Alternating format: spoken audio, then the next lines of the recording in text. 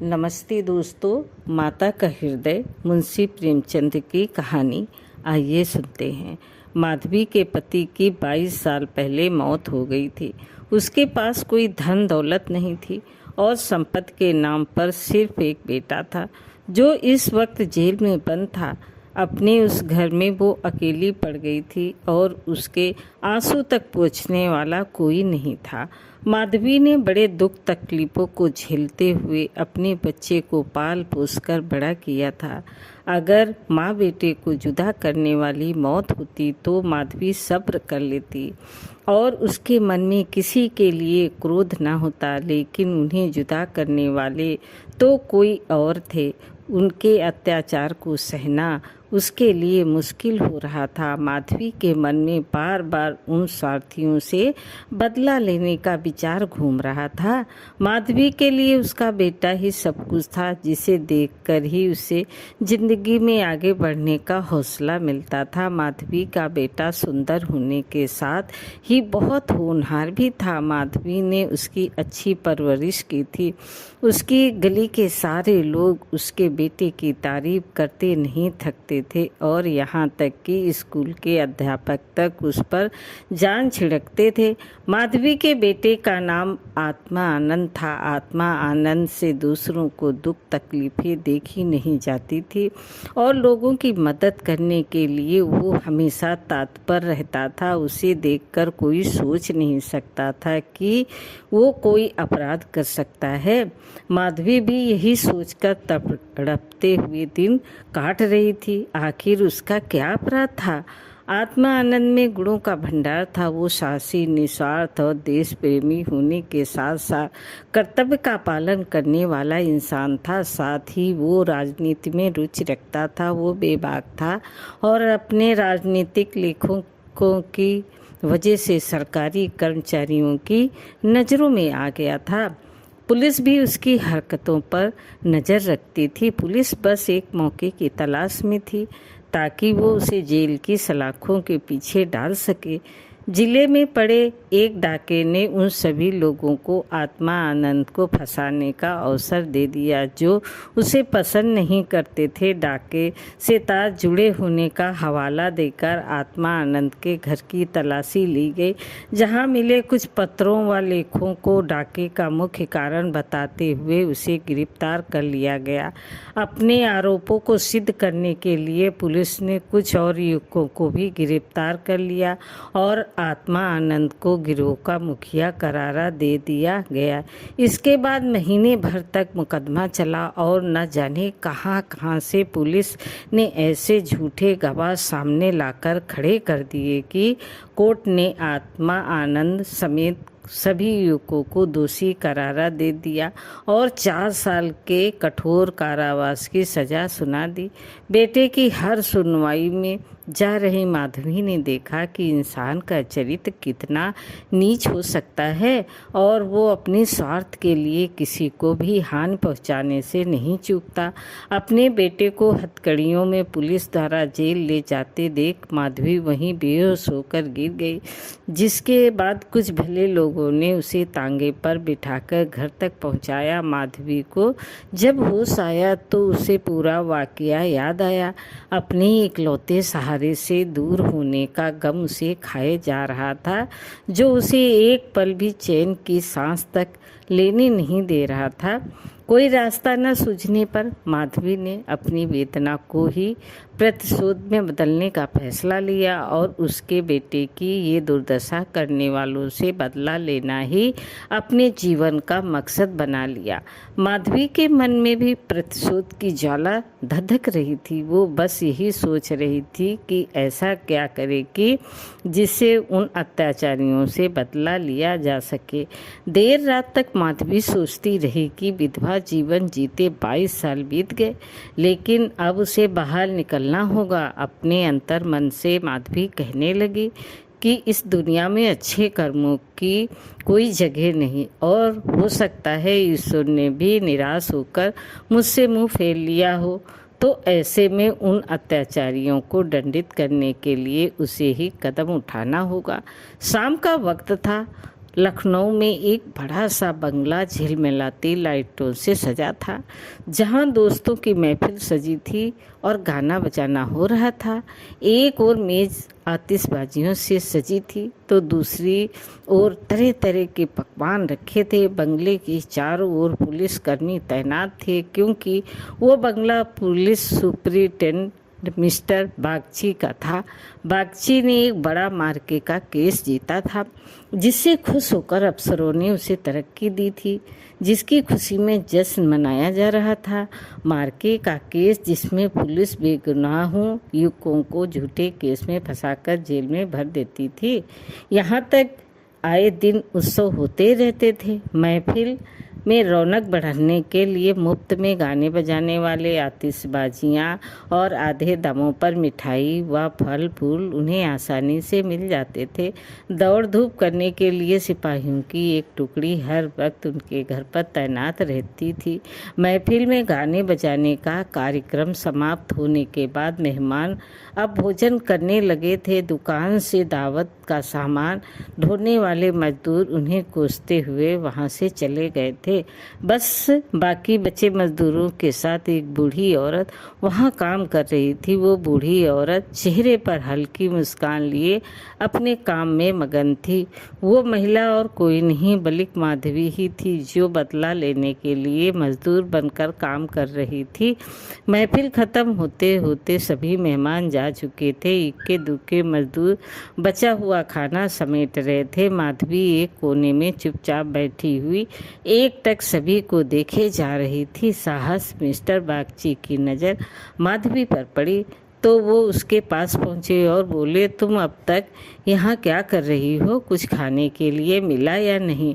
माधवी ने नज़र उठाकर बागची को देखकर कहा, साहब खाना तो मिल गया, लेकिन मेरे पास जाने के लिए कोई जगह नहीं है।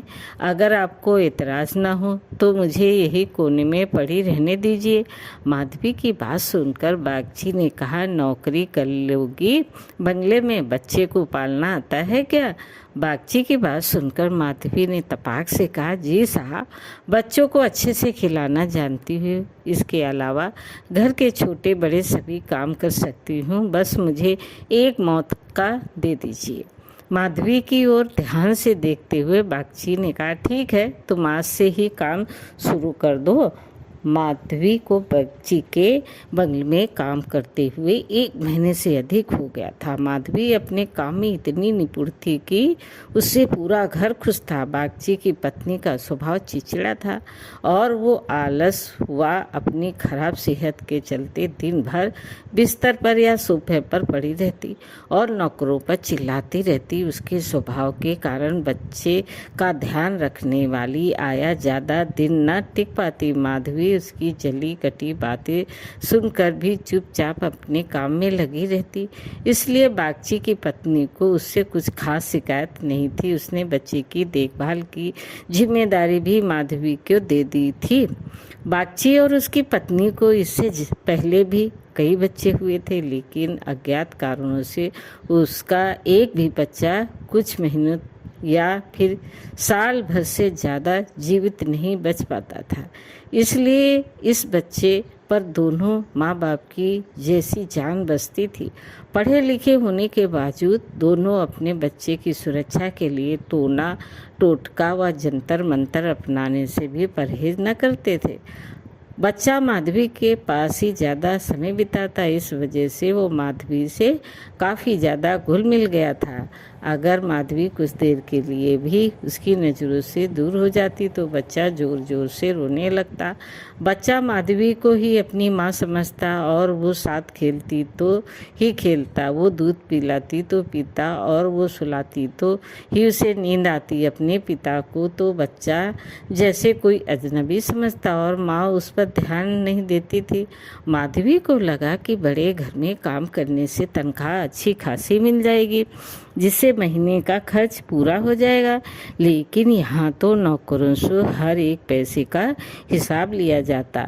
एक दिन बच्चे को गोद में उठाए माधवी ने मालकिन से कहा कि बच्चे के लिए कोई खिलौना गाड़ी मंगवा देती तो अच्छा होता। माधवी की बात सुनकर मिसेस बागची ने कुंठित स्वर में कहा, कहाँ से मंगाऊं? किसके लिए खिलौना गाड़ी? हाथ में रुपये भी तो होने चाहिए। इसका खिलौना 10-20 रुपये में आएगा और इतने रुपये कहाँ हैं हमारे पास। माधवी ने मिसेस बागची को गौर से देखते हुए कहा, मालकिन खिलौना ही तो है। माधवी की बात सुनकर मिसेस बागची ने कहा, अब तुमसे क्या छुपाना, दरअसल तुम्हारे मालिक की पहली पत्नी से 5 बेटियां हैं जो इलाहाबाद के एक स्कूल में पढ़ रही हैं। 5 कुंवारी हैं और उनकी पढ़ाई लिखाई और दूसरे खर्चों में इनका आधा वेतन चला जाता है। ऊपर से लड़कियों की शादी करवाने के लिए कम से कम 25,000 रुपये लगेंगे। अब कहाँ से लाएं इतने पैसे? मिसेस बागची की बातें सुनकर माधवी बोल पड़ी, मालिक को घूस भी तो मिलती होगी ना। माधवी ये कहकर चुप हो गई। मिसेस बागची ने गहरी सांस भरते हुए कहा, ऐसी कमाई में बिल्कुल बरकत नहीं होती। काली कमाई का पैसा एक हाथ आता है तो दूसरे हाथ चला जाता है। जैसे जैसे दिन बीतते जा रहे थे माधवी के मन में उस बच्चे के लिए स्नेह और भी बढ़ता जा रहा था। कभी कभी बदला लेने की बात याद आती तो वो क्रोध से भर जाती और फिर बच्चे को देखकर शांत हो जाती।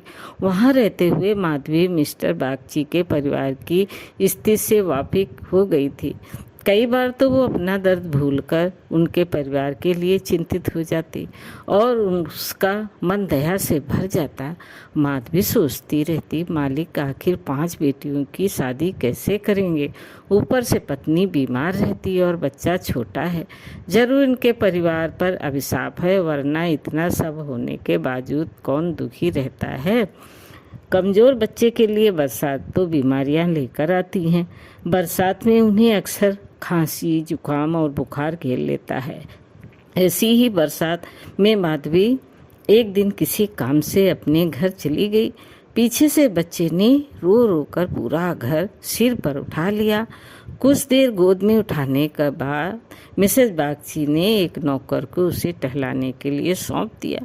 कुछ देर आंगन में घुमाने के बाद नौकर ने बच्चे को हरी घास पर बैठा दिया। बारिश के पानी से जमीन गीली थी और बच्चा ऐसे ही कई घंटों तक पानी में खेलता रहा। वो नौकर दूसरे नौकरों के साथ गप्पे हाँकने में मस्त हो गया। काफ़ी देर बाद जब नौकर को ध्यान आया तो वो बच्चे को फटाफट भीतर ले गया और उसके कपड़े बदलवाए। शाम होते ही जुकाम से बच्चे की नाक बहने लगी और खांसी से गले से आवाज़ आने लगी।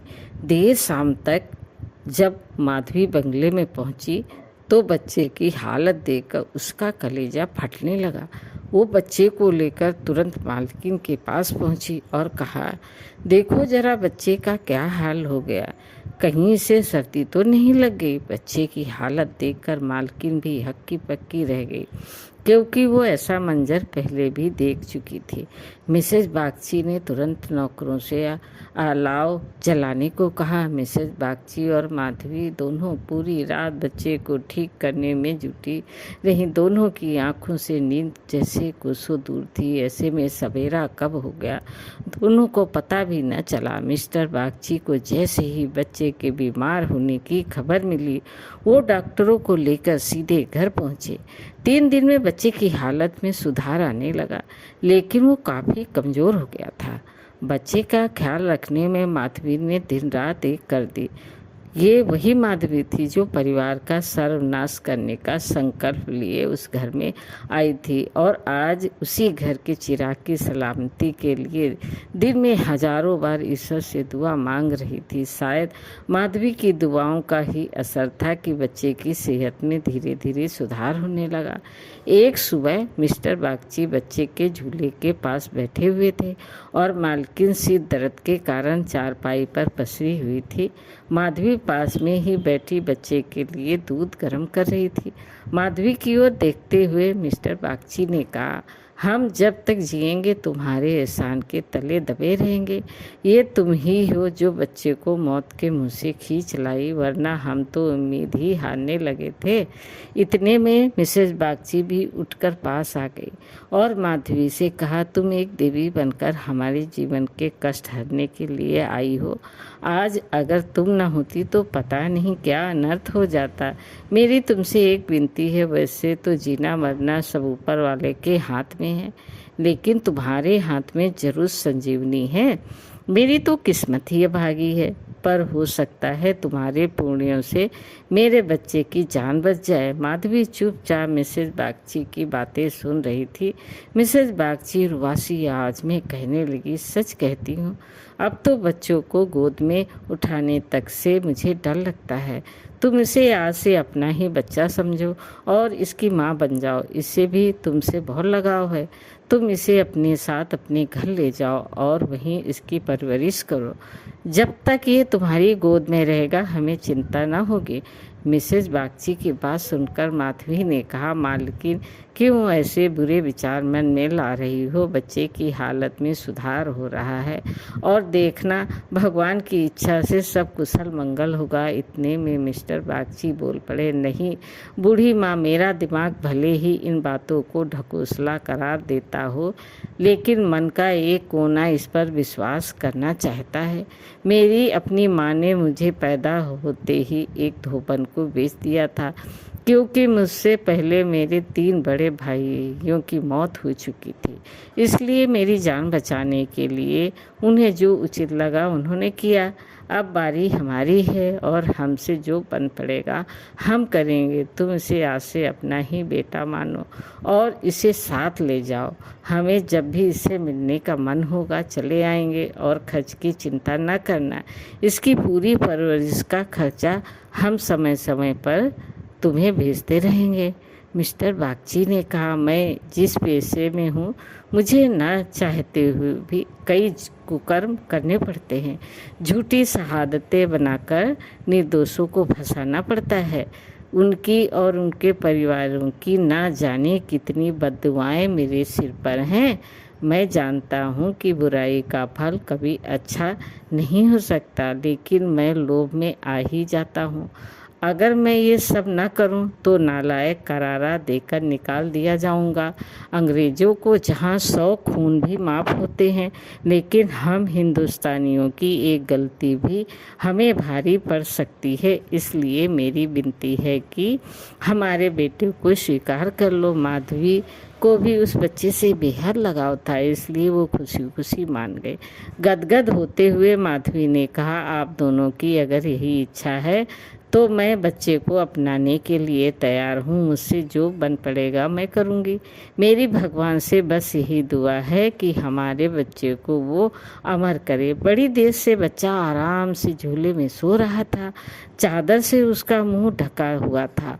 माधवी ने दूध गर्म कर बच्चे को पिलाने के लिए जैसे ही उसके मुंह से चादर को हटाया, उसके मुंह से जोर से चीख निकल पड़ी। बच्चे का शरीर पूरी तरह से ठंडा हो चुका था और चेहरा पीला पड़ा था। माधवी ने जल्दी से बच्चे को गोद में उठाकर सीने से चिपका लिया और जोर जोर से रोने लगी।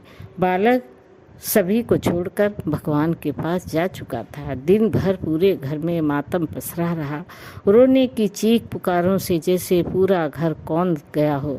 मिस्टर बागची और उनकी पत्नी का भी रो रो कर बुरा हाल था। माधवी जो कुछ बच्चों को खोने के दर्द से तड़प रही थी, उन दोनों को सांत्वना दे रही थी। माधवी उनसे कह रही थी, अगर उसके बस में होता तो अपने प्राण देकर भी बालक को बचा लेती, लेकिन ऐसा संभव नहीं। माधवी जो अपना बदला लेने आई थी, ममता के बंधन में बंद स्वयं दुख लेकर जा रही है। सच कहते हैं कि माँ का दिल दया का सागर होता है।